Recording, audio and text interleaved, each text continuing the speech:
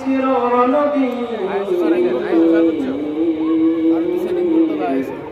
আল্লাহকে ছাড়া কাউকে মানি না লিল্লাহি তাকবীর লিল্লাহি তাকবীর জিকির করেন লা ইলাহা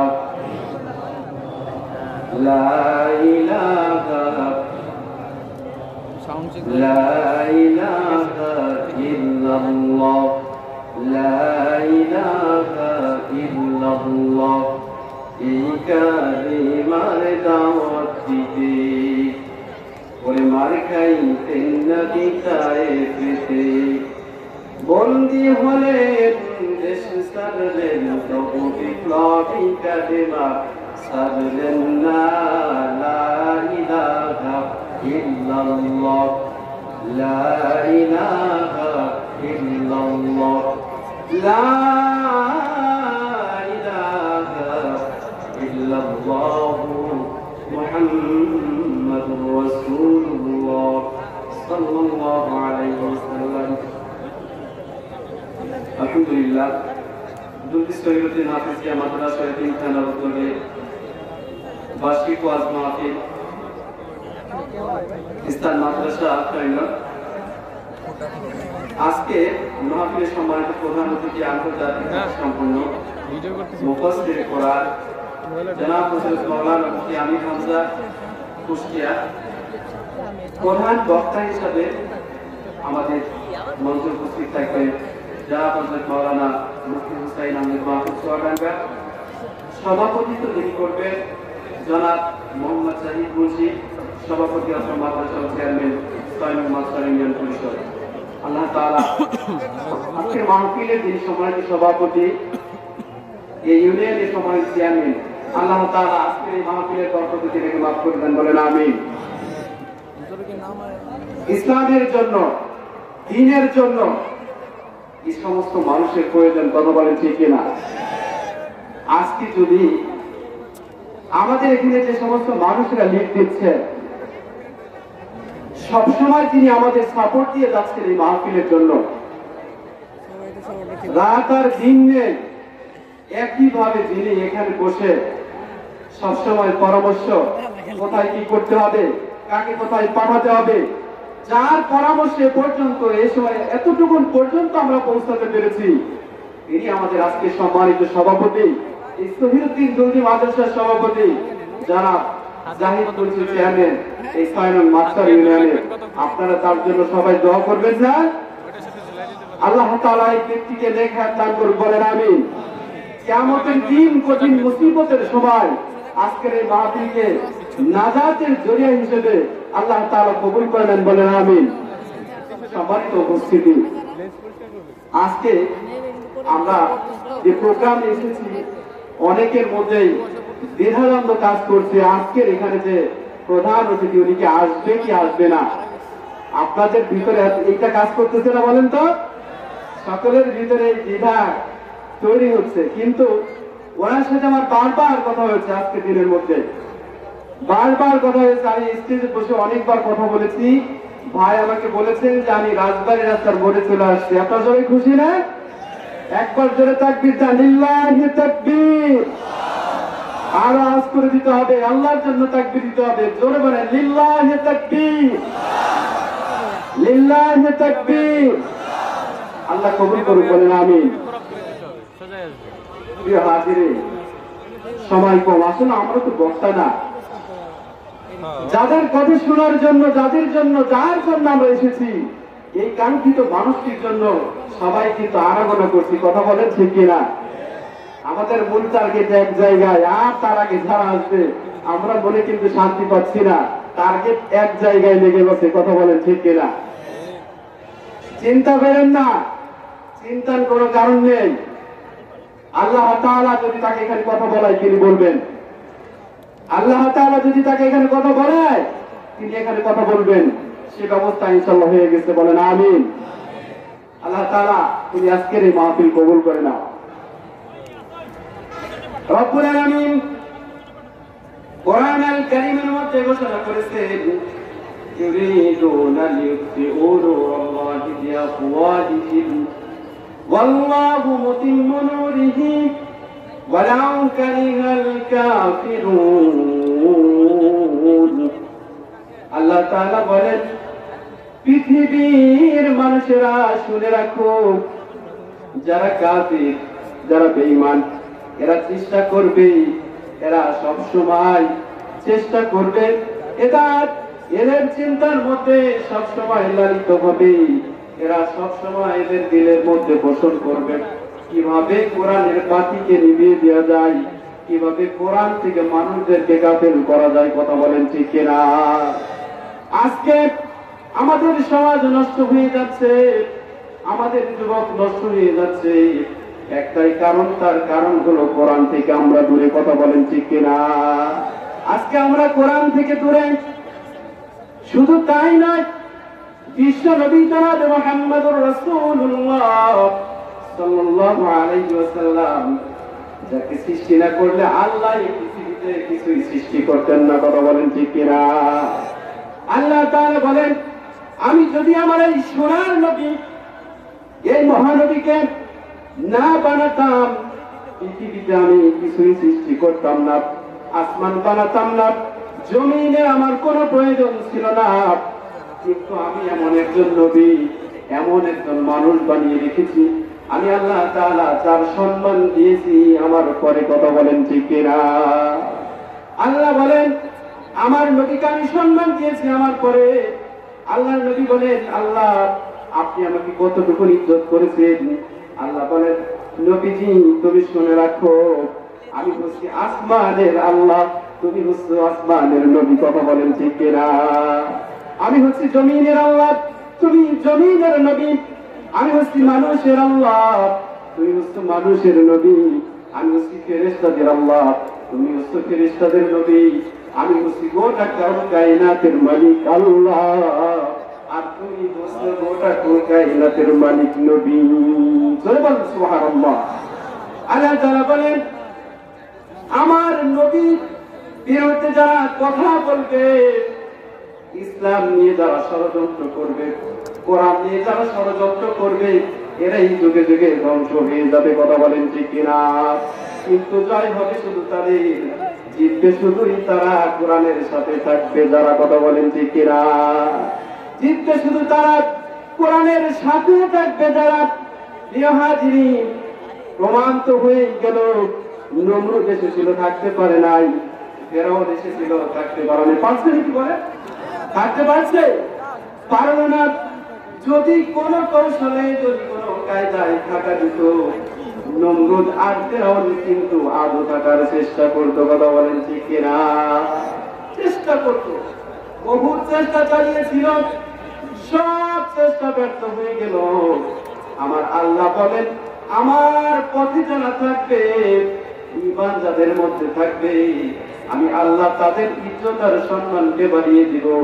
আর দুনিয়ার মধ্যে যারা অবৈধভাবে, অন্যায়ভাবে থাকার চেষ্টা করবে, তাদেরকে যুগে যুগে আমি তাদেরকে দেখানোর জন্য অপমানিত, লাঞ্ছিত, যেখানে সেখানে বেইজ্জতি করব। কথা বলেন ঠিক কিনা?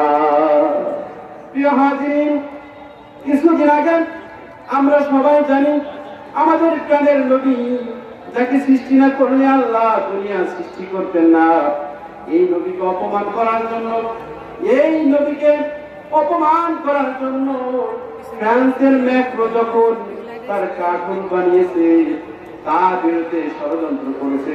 আমাদের নবীকে অপমান করার জন্য যত প্রকার অপমানজনক কাজ করা দরকার সেই শয়তানের বাচ্চা করেছে। তার ইজ্জত কি বেড়েছে না কমেছে? আপনারাই বলেন। কি হয়েছে? ধুলির সাপ হয়ে গিয়েছে। ও বেইজ্জতি করার চেষ্টা করেছিল কাকে বলেন তো? ধুলির সাপ হয়ে গিয়েছে। আজকে মার্কেটের মধ্যে যাবেন, মানুষ জুতার নিচে তার ছবি রাখি। কথা বলেন, রাখে না? কি কারণে? আজকে মসজিদে যাবেন, জুতার নিচে ফ্রান্সের ম্যাক্রোর ছবি থাকে। হাটে বাজারে যাবেন, জুতার নিচে ম্যাক্রোর ছবি থাকে। ও চেষ্টা করেছিল মুসলমানদের নবী হযরতে মুহাম্মদুর রাসূলুল্লাহ সাল্লাল্লাহু আলাইহি সাল্লামকে অপমান করবে, শুধু তাই না, গোটা মুসলিম জাতি অপমানিত হয়ে যাবে। কথা বলেন ঠিক কিনা? পারে নাই, ব্যর্থ। সারা বিশ্বের মানুষেরা চোখে আঙুল দিয়ে দেখিয়ে দিয়েছে তোর মতো 2-4টা ম্যাক্রো আমরা পায়ের তলে দিতে দ্বিধা করি না। কথা বলেন ঠিক কিনা? আমরা মুসলমান, কথা বলেন ঠিক কিনা? আমাদের সাথে আছেন যিনি ওরা দুনিয়া কন্ট্রোল করেন তিনি, কথা বলেন ঠিক কিনা? মুসলমান আমরা, আমাদের গায়ে রক্ত আছে, মুসলমানের রক্ত। আমরা যাতে মুসলমান, আমাদের সঙ্গে আছে কোরআন। আমরা কাউকে ভয় পাই না। সম্মানিত উপস্থিতি, আপনাদের অবগতির জন্য একটি কথা বলে যাই, আমাদের কোরআনের বিরুদ্ধে, আমাদের নবীর বিরুদ্ধে, ইসলামের বিরুদ্ধে যারা কথা বলতে আসবে, আমরা তাদের জিহ্বাকে চিনে ছেড়ে ফেলে দেবো। কথা বলেন ঠিক কিনা? আমরা এক বিন্দু সহ্য করবো না। কথা বলেন ঠিক কিনা? কেননা আমরা তো মুসলমান। আমার নবীকে তুমি আমার সামনে অপমান করবা, আমি সহ্য করবো? এটা কি হয় বলে? আজকের সম্মানিত প্রধান অতিথি যিনি, এনাকে কেন কথা বলতে দেওয়া হয় না বলেন তো?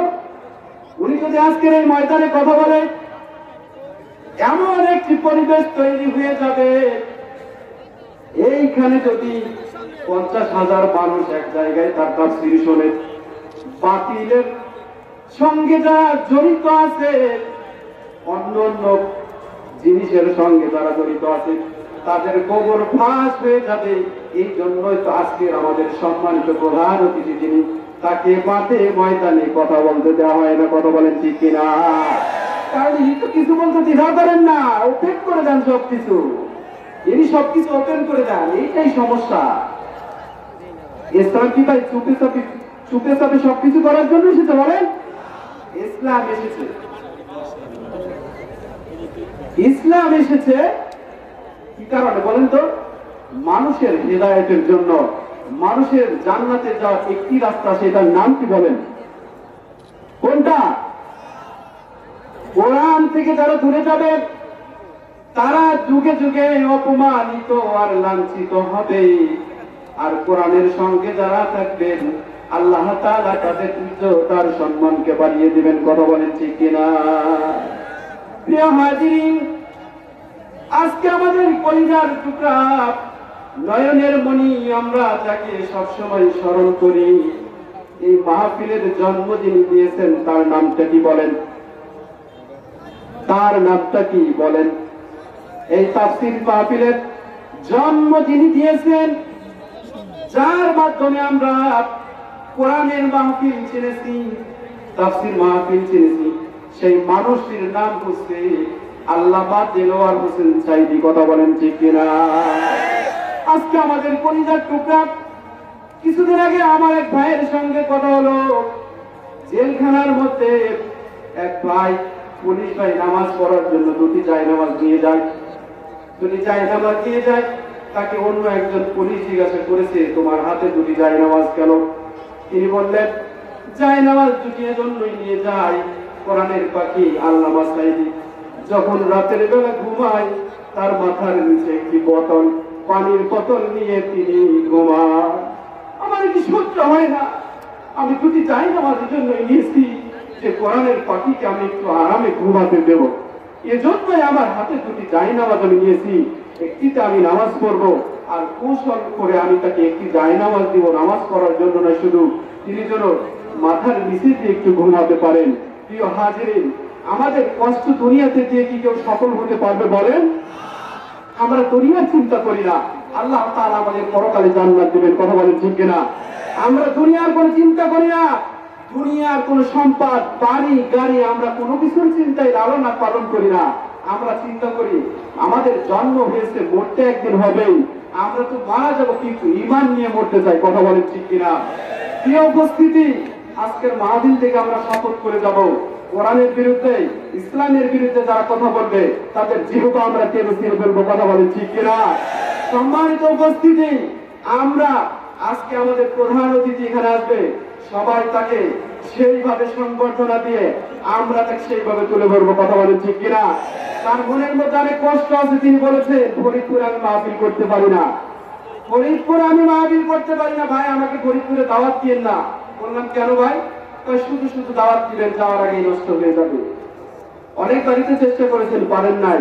আমি বললাম যে ভাই, কোনো সমস্যা নেই, আমরা সব দাদাকে উপেক্ষা করে আপনার জন্য আমরা বড় একটি আয়োজন করতে যাচ্ছি। বলেছেন, আমি বিশ্বাস করি না। হয়তো বা যদিও করে মসজিদের মধ্যে মনে হয় কোনো কিছু করতেছেন, ওপেনে তো ফরিদপুর আমার মাহফিল হয় না। যখন তিনি আমাদের চেয়ারম্যান সাহেবের সঙ্গে কথা বলেছেন, সব দিক উনি তো অন্যান্য মানুষের থেকে তথ্য নেন, সব দিক থেকে উনি শিওর হয়েছেন ফরিদপুরে আমার মাহফিল হবে। উনি নিজের থেকে খুশি হয়েছেন, উনি নিজের থেকে অনেক খুশি হয়েছেন যে আমি ফরিদপুরে একটি প্রোগ্রাম করব। ভাই আমি নিজের থেকে একটু আগে আগে যেতে চাই, বলেন সুবহানাল্লাহ। এটি তিনি করতে চেয়েছেন কিসের জন্য জানেন? ফরিদপুরে যারা মাহফিলের বাধা দিয়েছিল সেই সমস্ত মানুষের নামগুলি উনি এক এক করে সিরিয়াল ধরে বলেছেন। আল্লাহ তাআলা যারা কোরআনের মাহফিলে বাধা দেয় এই সমস্ত মানুষদের হেফাজত করে, বলেন আমিন।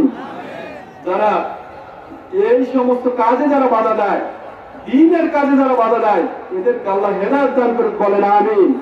ওরাই ধ্বংস হয়ে যাবে আর ইসলামের পক্ষের শক্তি বিজয় হবে। কথা বলেন ঠিক কিনা? প্রিয় ভাইয়েরা, আমাদের মাঝ থেকে কিছুদিন আগে তরুণ একজন মুফাসসির জন্ম নিয়েছিলেন। কোরআনের কথা ভালোই বলতো, আমরা দেখছিলাম। আমাদের ছাত্র কারো ভাই মইনুল ইসলাম নামে, আপনারা চিনতেন না? আজকে তিনি কোথায়? মাটির কবর ঘুমিয়ে আছে। শুধু তাই নয়, গতকালের নিউজ আপনারা দেখেছেন, গতকাল না গতকালের আগের দিন গোলাম সরোয়ার সাহেব চলে গিয়েছেন। এরকমই কিন্তু মানুষকে নামাজের জন্য আহ্বান করতো কি করতো না বলেন? এদের কাজ ছিল মানুষকে দিনের দাওয়াত দেওয়া।